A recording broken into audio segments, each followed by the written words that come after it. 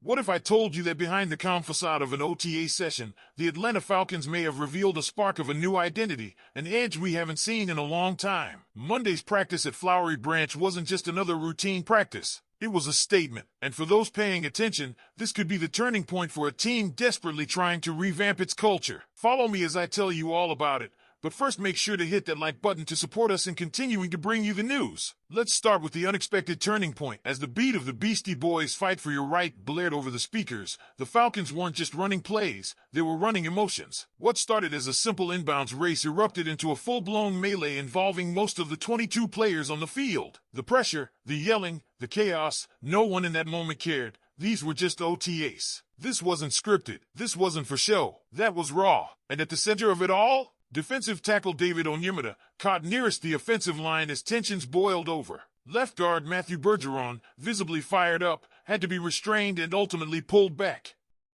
But that's where something critical happened.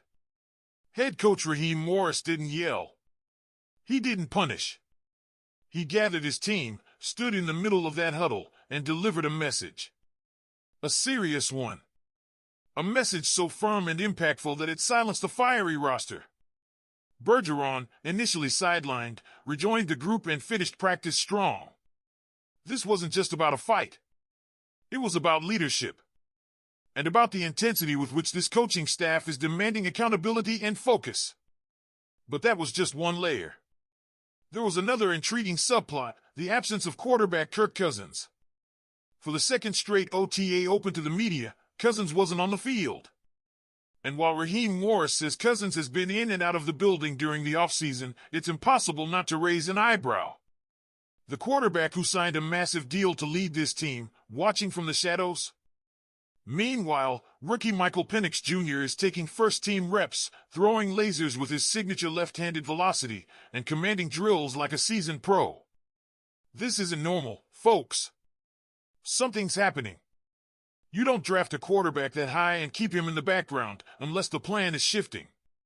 Unless Penix has already impressed enough to earn more than just a look.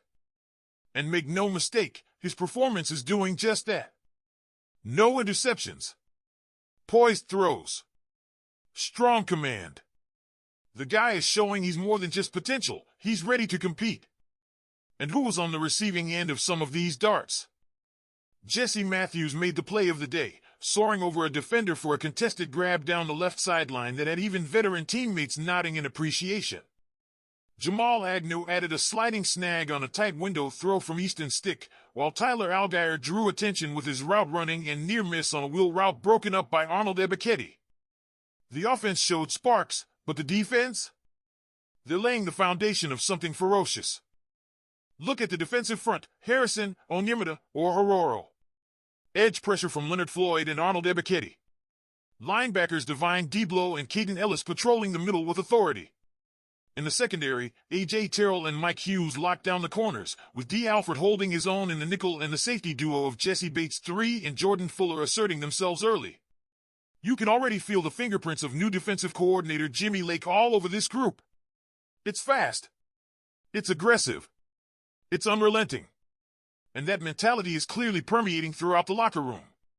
But perhaps the most poignant subplot of the week had nothing to do with XS and OS. It came from a tweet, and an old wound reopened. Former Falcons running back Devonta Freeman took to Twitter to remind the world, "The Atlanta Falcons didn't want me to be a starter, but I took that expletive." A proud reminder of a chip on the shoulder that defined much of Freeman's career. But the response he got? It stung. Veteran Falcons beat writer D. Orlando Ledbetter fired back. Ward Dunn would have made that block in the Super Bowl.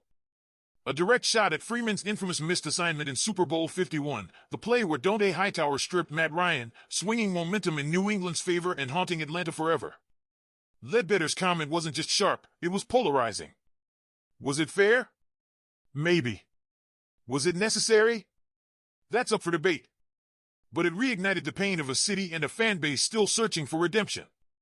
Freeman's time in Atlanta wasn't perfect, but it was impactful.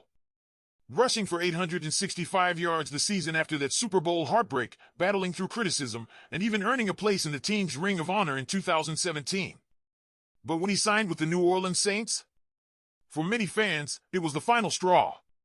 Still, it's worth remembering Warrick Dunn started in Tampa Bay before becoming a beloved Falcon.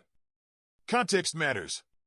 And so, as the Falcons grind through the heat of OTA sessions, reshaping a team that looks different on every level, from the coaching staff to the quarterback room to the emotional fire burning within, we ask you, the fans, what do you think about the passion and intensity we saw in Monday's practice? Was it a sign of a team finally building that gritty identity we've been craving? Drop your thoughts in the comments. There's something brewing in Flowery Branch, and no, it's not just the Georgia Heat. It's the unmistakable energy of a team that's finally starting to crack through its own potential. If you're a Falcons fan who's watched this franchise struggle to recapture that post-2016 fire, this week might have felt different. And it's not just because of who's on the field, it's because of how they're playing, practicing, and most importantly, competing. Let's talk about competition and how it's reshaping the Falcons roster in real time. One of the first moves this week came in the form of a roster shuffle.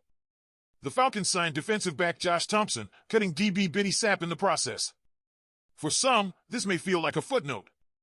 But don't blink too fast. These end-of-roster moves are where grit shows up. Thompson, 26, is no stranger to Atlanta. He was with the team during 2024 training camp, hoping to claw his way onto the practice squad. But an injury put that dream on pause. Now he's back, and this time, the opportunity might just stick. He's not here to be a starter. He's here to fight for every rep on special teams. And when you're talking about building depth, building hunger, and building a locker room full of competitors, that matters. Sapp, on the other hand, joined the Falcons practice squad late last year and was eyeing a similar role. But this league moves fast, and every snap, every offseason meeting, every detail matters. It's a tough break, and as fans, we wish him the best, but this is the reality of the NFL. The fight for the 53-man roster is brutal. That fight is happening everywhere, too, especially in the trenches. Monday's skirmish might have stolen headlines, but it's the follow-up that truly matters. Bergeron, after being pulled from the dust-up, spent time speaking with GM Terry Fontenot before jumping back in with the first team. That kind of fire, that resilience, that's what you want from your offensive line. That's the kind of attitude that protects quarterbacks and opens holes for Bijan Robinson to run wild. And speaking of Bijan, he's entering a season where expectations couldn't be higher. Flanked by weapons like Drake London, Darnell Mooney, and a hopefully healthy Kyle Pitts, this offense is armed to explode, so long as the quarterback situation solidifies. Because here's the real tension point of the offseason, Penix versus Cousins. A rookie with a rocket arm and nothing to lose, versus a veteran with something still to prove. Cousins' absence in multiple OTAs might be explainable, but it's also noticeable. And Penix? He's not waiting around. This team is evolving fast. Roles are shifting. Rookies are rising. Tempers are flaring. The Falcons aren't just preparing, they're transforming. And that transformation is shaping the tone of the 2025 season. So I want to know, are you feeling this new energy? Do you believe this is finally the start of a tougher, grittier Falcons squad?